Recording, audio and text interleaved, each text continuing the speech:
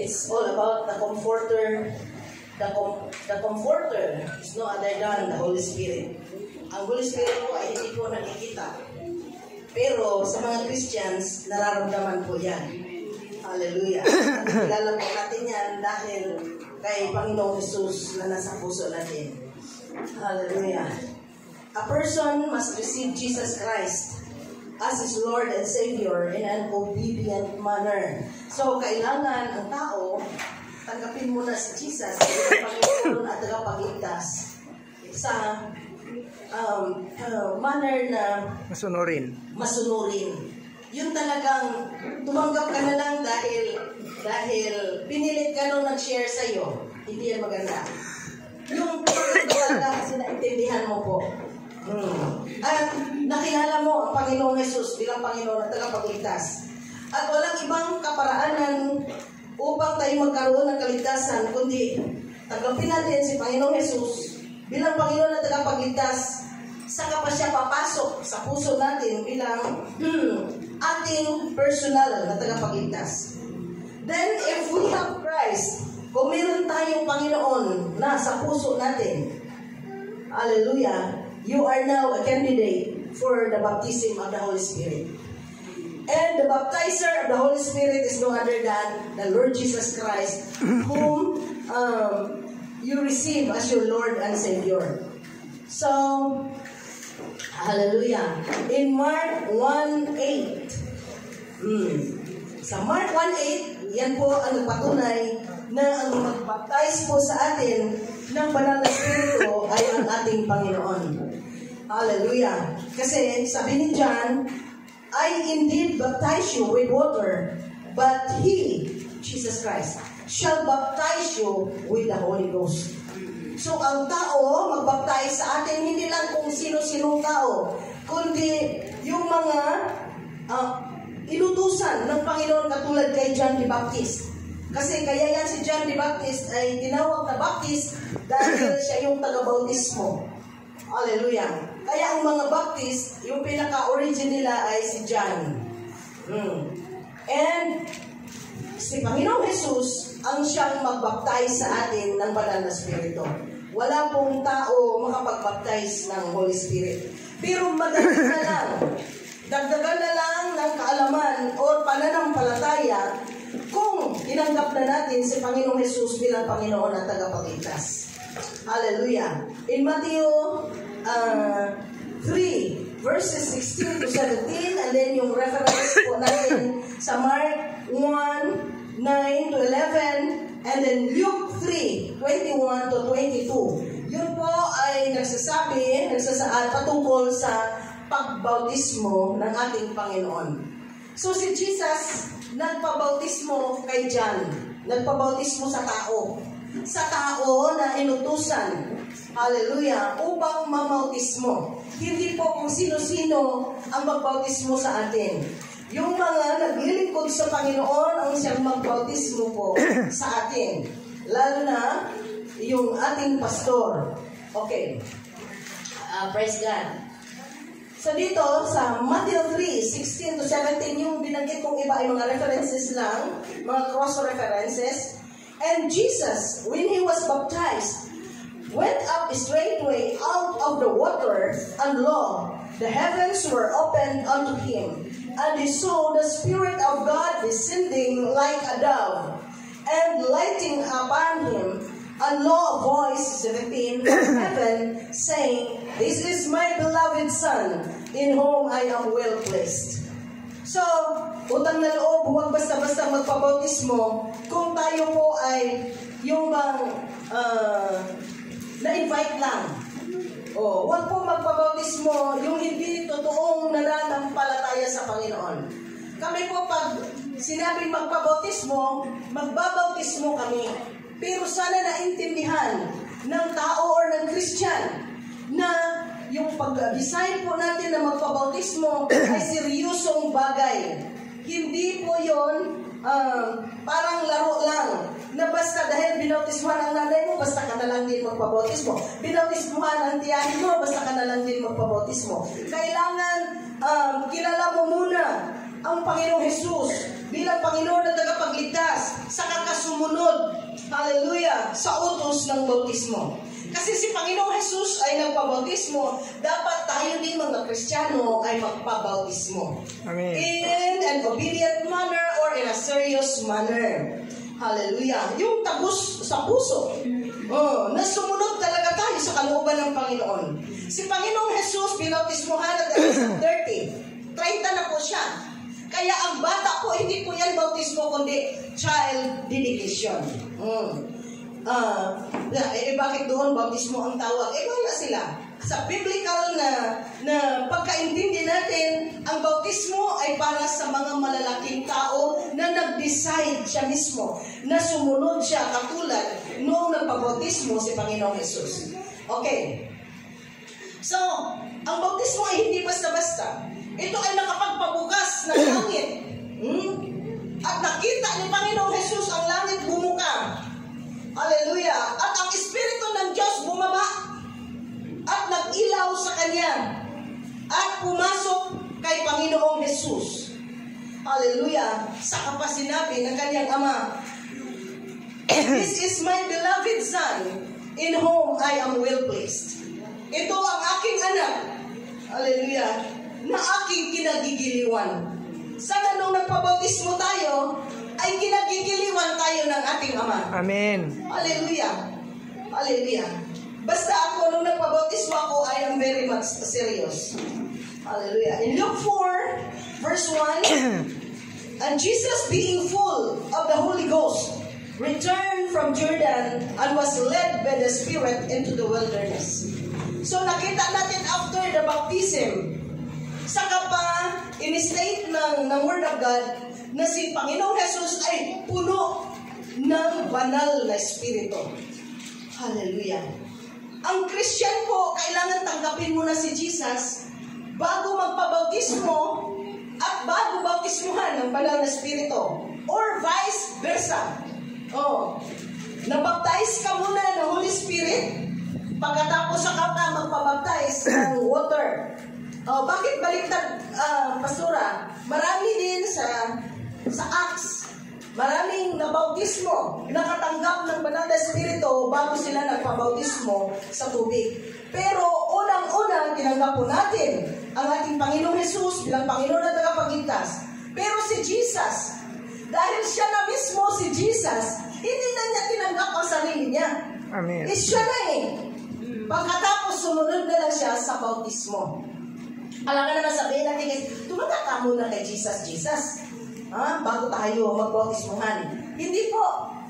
Dahil ang Panginoong Jesus, siya na po talaga. Hallelujah. Ang Panginoon at sumunod sa bautismo at biglang bumuka ang langit at bumaba ang banal na Espiritu. Pinababa ng Ama. Hallelujah.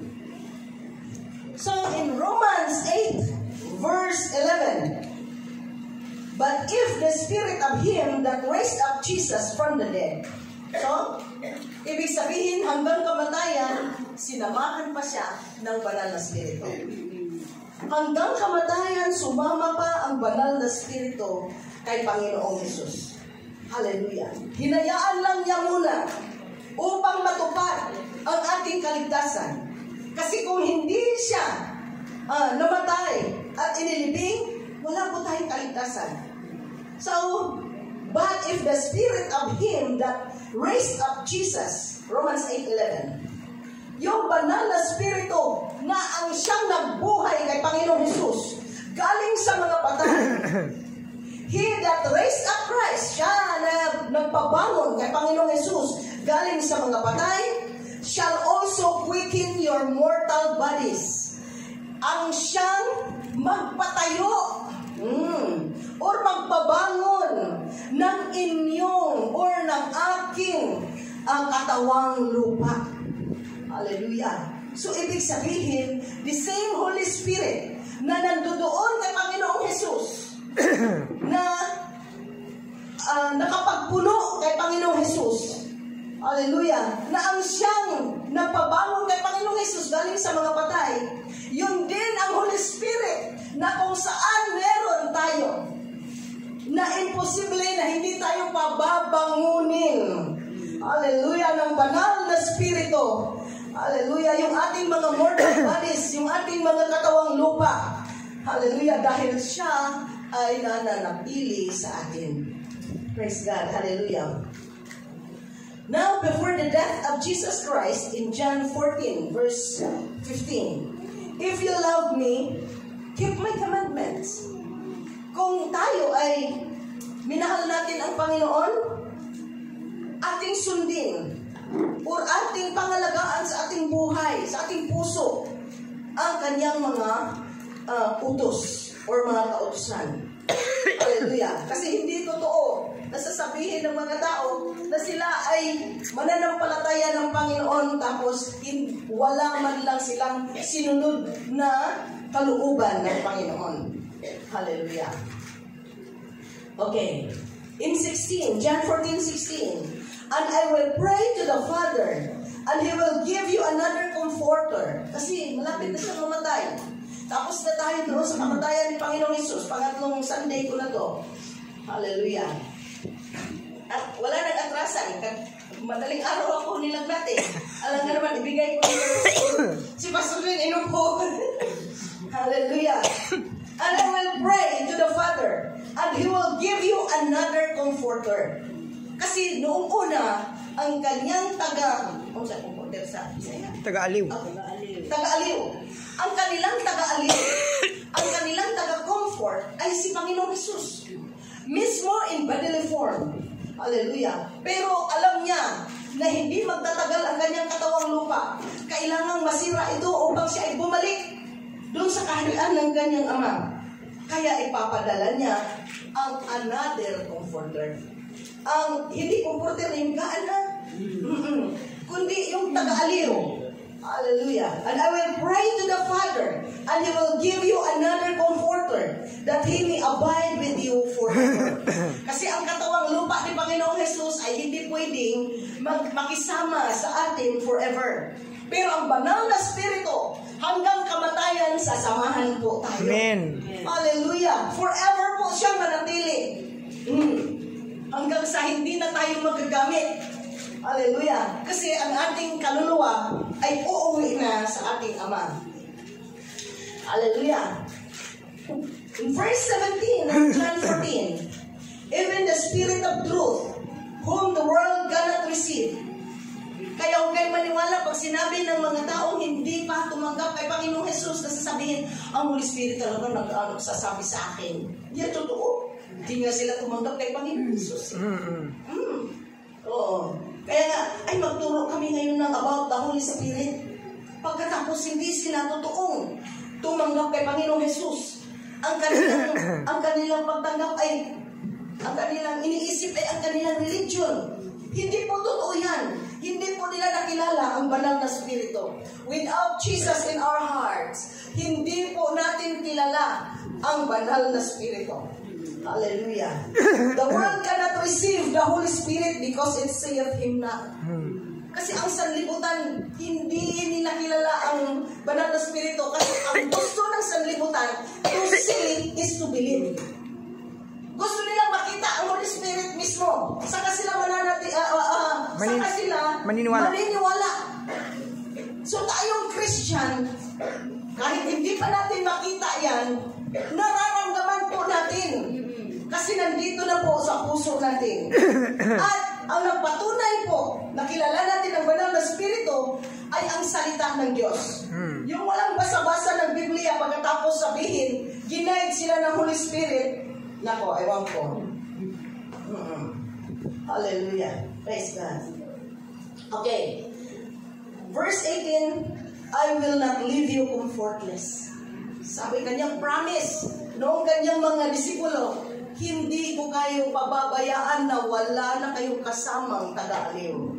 Hindi taga-aliw sa side ha, kundi taga-aliw na nandoon ka sa kasama ng kanyang mga disciples. So, yung kanyang kinausap ay kanyang mga disciples, mga believers, mga Christians. Hallelujah. Yun po ang kanyang kinausap, hindi ko kayo pababayaan. I will not leave you comfortless. Hallelujah. Hallelujah. I will come to you. Imagine ninyo, si Jesus kasama nila, tapos nagsasalita, hindi ko kayo pababayaan na wala ng taga-aliw. Babalik ako sa inyo. Hallelujah. Hindi na in bodily form. Hindi na sa katawang lupa. Kundi sa banal na spirito. Hallelujah. In 26, but the Comforter, which is the Holy Ghost, whom the Father will send in my name. Kaya dito nagpatunay, without Christ in our hearts, ang Holy Spirit sa buhay ng tao. Kailangan you have the Lord Jesus Christ before po tayo makaklaim that you have the Holy Spirit.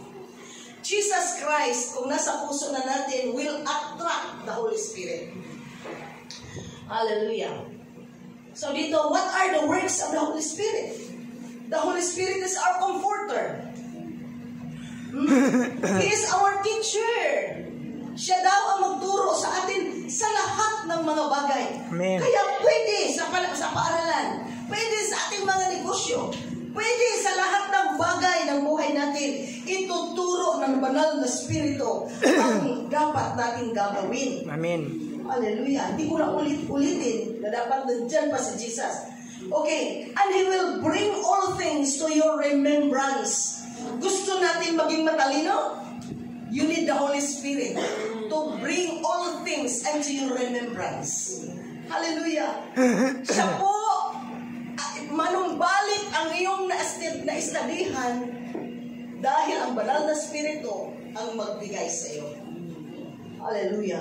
And of course, unang-una, yung naistadihan natin ng Word of God, siya po ang magbigay at manumbalik, hallelujah, sa ating isip lahat ng salita ng Diyos. Pero there are conditions. Merong mga kondisyones kung bakit magkaroon tayo ng taga-aliw, kung bakit tayo bibigyan ng ating teacher na magtuturo sa lahat ng bagay.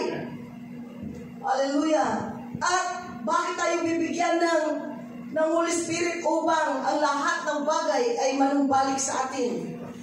Number 1 condition, he that believeth on me. Siya na naniniwala kay Panginoong Hesus. Naniniwala po ba tayo kay Panginoong Hesus? Amen. So naniniwala kay Panginoong Hesus. The works that I do shall he do also. Ang mga gawa ni Jesus ay gagawin din niya dahil nanampalataya. Sabi ko pa dito, kasi meron pang linya dito, na greater works daw ay magagawa pa natin, mas malalaki pang bagay. Huwag muna yun. Yung maliliit muna ang ating gagawin. Number 1, nalasing ba si Jesus? Hindi. So, maglalasing ka din. Hallelujah. Nagnanakaw ba si Jesus? Magnakaw ka din. Hallelujah. Praise God. So, kung ano daw yung trabaho ng Panginoong Jesus, ay gagawin din natin. So, ang una talagang trabaho ng Panginoon ay maghasik ng salita ng Diyos. Tayo po ba ay naghahasik ba ng salita ng Diyos? Amen. Maghasik po tayo ng salita ng Diyos. So, huwag maghasik ng lagim. Hallelujah, yes, Jesus. Hallelujah. At huwag muna yung mga malalaking bagay. Ano yung mga malalaking bagay? Nakabuhay ng patay. Nakapagpagaling ng mga malulubhang sakit. Hindi po tayo aabot doon kung wala tayong pananampalataya at kung hindi po natin ginawa ang mga bagay na konti upang makilala na tayo po ay tagasunod ng Panginoon. Hallelujah. So magpabago po tayo. And then, dahil may purpose yun. Gusto kasi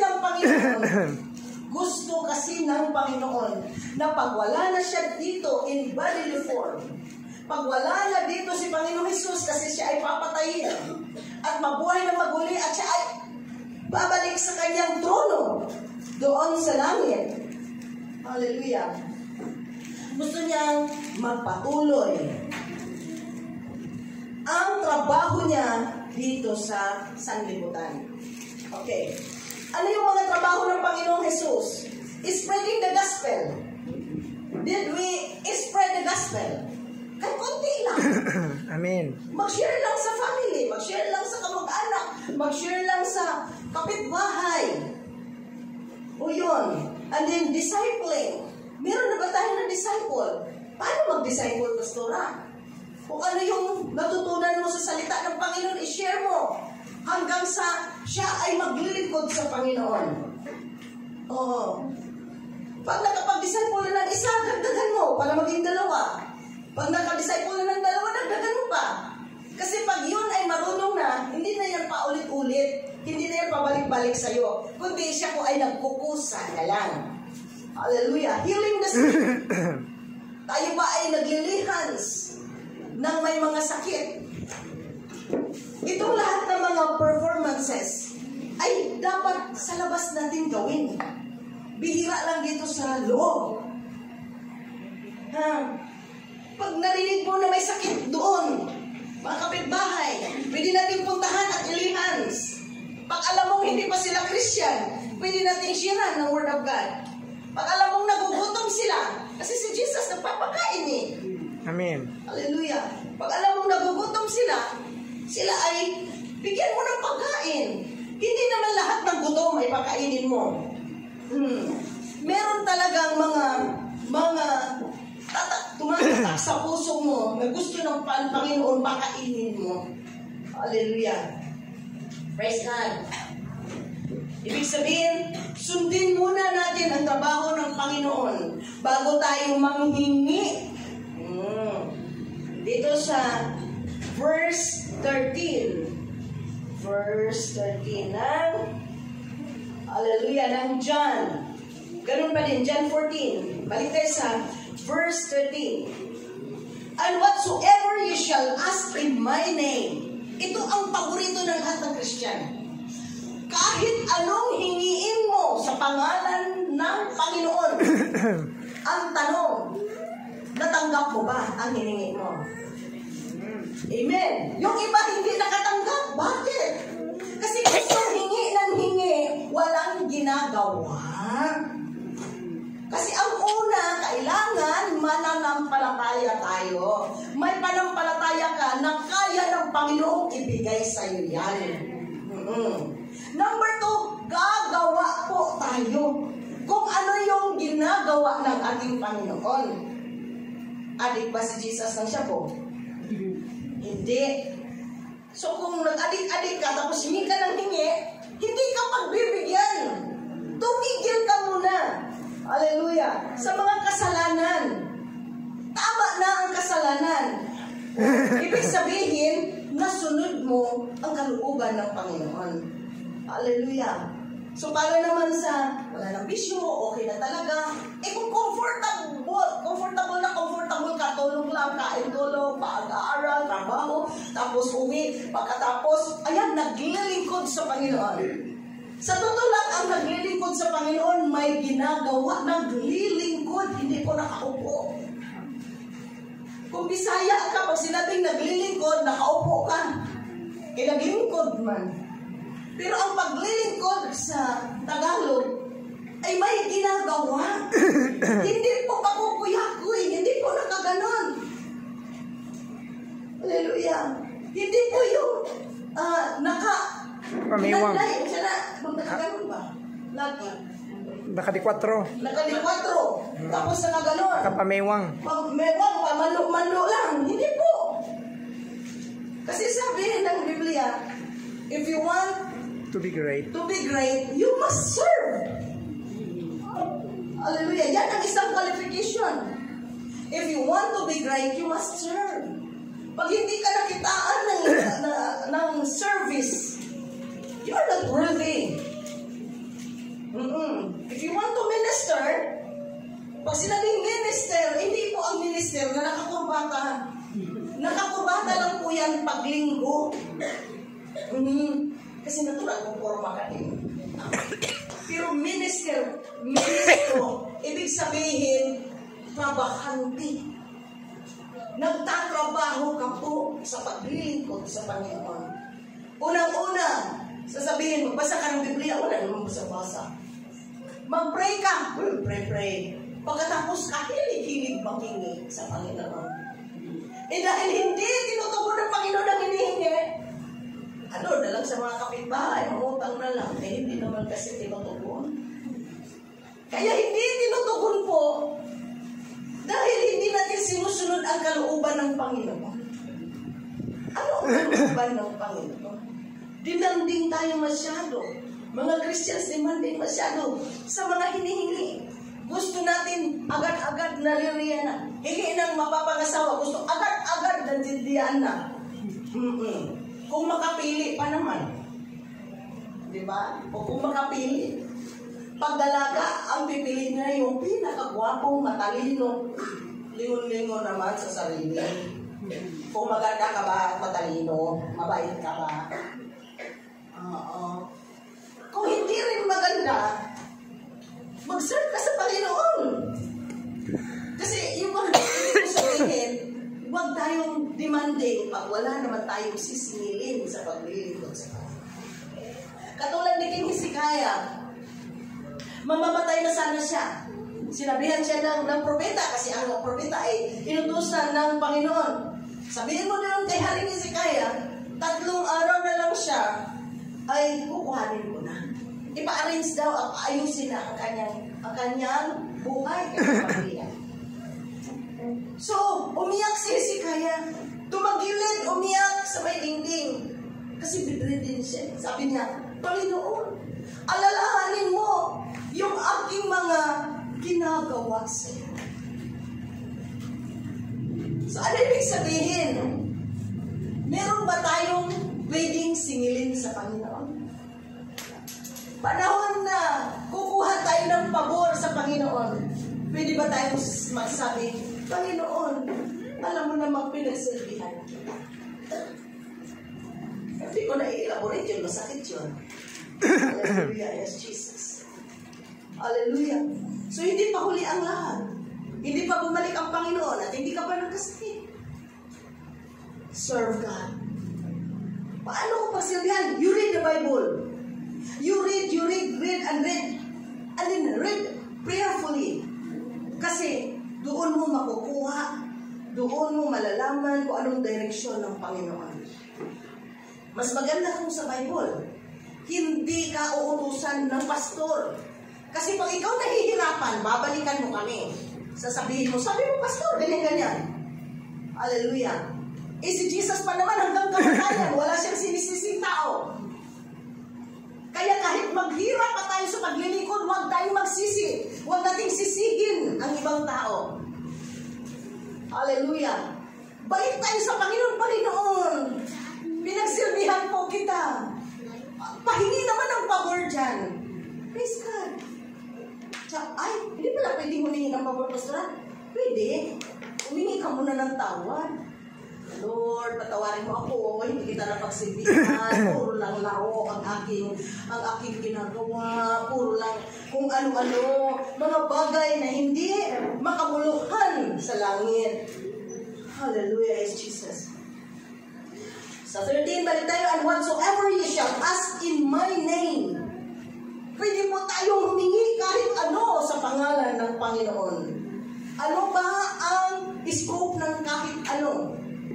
Pag sinabing kahit ano, lahat ng bagay. Para sa mga dalagang mga apal-apal na, sinabing apal ka ng buwang-buwang na ba? Na hindi pa nakapag-asawa. Humingi ka, kasama yan sa kahit ano. Amen. And then sabi pa ni Paul yung Gityo, marunong kang mag-antay. Huwag sunggab ng sunggab. Wait upon the Lord. Wait upon the Lord. Hallelujah. Kasi, pag ikaw ay nag-antay sa Panginoon, yung galing talaga sa Kanya. Hindi yung, ito na Lord, i-bless mo na lang to, ito na talaga. Ay, ikaw na ang Panginoon niya. Okay. So, sa pangalan ng Panginoon, makakahingi tayo kahit ano. At yan ay gagawin ni Jesus. That the Father may be glorified in the Son. Upang maluwalhati ang Ama, hallelujah, sa kanyang anak. Okay. In verse 14, if ye shall ask anything, sinundan pa, whatsoever ye shall ask, whatsoever, ang sunod na verse, ye shall ask anything. Lahat sa pag-aaral pwede mong hingin. Wisdom, knowledge, and understanding, nandyan na yan. Ang katakunan lang ngayon mangayo. Hallelujah. Humingi po tayo sa lahat ng bagay. Prinubide na ng Panginoon ang banal na Espiritu. Hallelujah. Hallelujah. In Matthew 6:33, una, seek first the kingdom of God. So, yun ba ay nauna sa atin? Pero, ang gusto ng Christian, all these things shall be added unto you. Ang lahat ng bagay ibibigay, idadagdag sa akin. Ang una, ang prerequisite niyan ay, ikaw ay maghanap doon sa kanyang kalwalhatian at sa kanyang kalooban. Hallelujah. Seek first the kingdom of God and His righteousness. Unahin po natin ang kaharian ng Diyos at ang kanyang katwiran. Maging matuwid. Unahin muna natin ang Panginoon. Nagmamadali kasi lagi. O mga dalaga, huwag masyadong magmamadali. Huwag isurinder ang bataan. Oo. Nang hindi pa totoong tao yan. Oo. Hindi pa yan. O, kahit mga lalaki, baliktaran din natin kasi natawa sila eh. Oo. Kung nakakita ng dalaga, hindi pa yan. It's worth the wait. You wait upon the Lord. Magdahingi, magantay. Magantay. Hallelujah. Habang nagsiserve sa Panginoon. Hallelujah. Hallelujah. In verse 15, if ye love me, keep my commandments. Kung ikaw ay nagmahal kay Panginoong Jesus, sundin mo ang kanyang mga utos. Hallelujah. Bigay po natin mga tayo po mga hallelujah. Para ma-exercise. Ora bakala na siya. Hallelujah. If you want, kung gusto mo, ang comfort, ang banal na Espiritu,